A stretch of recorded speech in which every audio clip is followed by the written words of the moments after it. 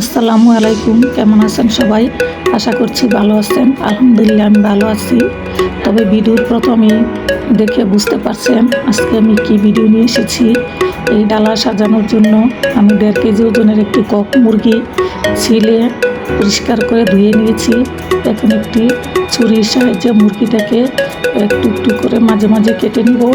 কাটা হয়ে গেলে এখন আমি 2টা ডিম সিদ্ধ করে রেখেছি আর একটি আলু মুরগির ভিতরে দিয়ে এটা ভালো করে আটকে নিব এবং মুরগির পা দুটি বেঁধে নিব।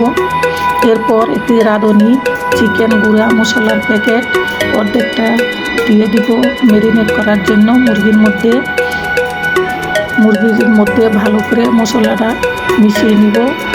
এরপর 1 ফালি লেবুর রস দিয়ে দিব, দিয়ে আবার মুরগিটাকে ভালো করে মেখে নিব।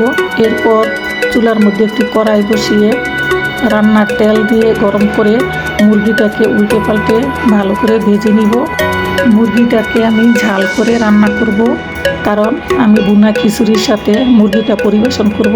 আমার মেয়ের জামাই ভুনা খিচুড়ি খুব পছন্দ করে, তাই আমি মুরগিটাকে ঝাল করে রান্না করেছি।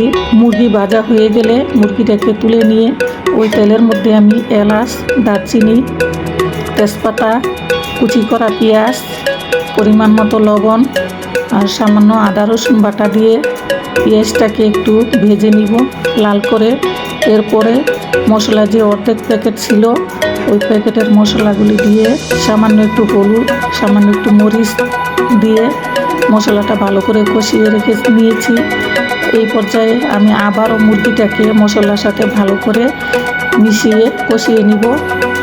মুরগি কষানো হয়ে গেলে আমি পরিমাণ মতো ঝোল দিয়ে একটি ঢাকনা দিয়ে মুরগিটাকে ঢেকে বেশ কিছুক্ষণ রান্না করে নিব। বলক এসে গেলে ঢাকনা সরিয়ে মুরগিটাকে আমি উল্টে দিব।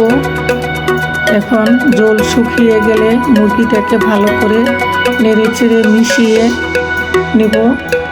এরপর মুরগি পরিবেশন করব। মুরগি রান্না শেষ। এখন একটি বড় প্লেটের মধ্যে মুরগিটাকে তুলে নিয়েছি। এর উপরে দিয়ে গ্রেভিগুলি দিয়ে চতুর্দিকে খিচুড়ি দিয়েছি। এখন খিচুড়ির উপরে শসা, টমেটো, লেবু সাথে একটি বোম্বাই মরিচ দিয়ে আমি ডালাটাকে সাজিয়েছি। ডালা সাজানোটা কেমন হয়েছে আপনারা কমেন্টসে জানিয়ে দিবেন। আর ধন্যবাদ সবাইকে।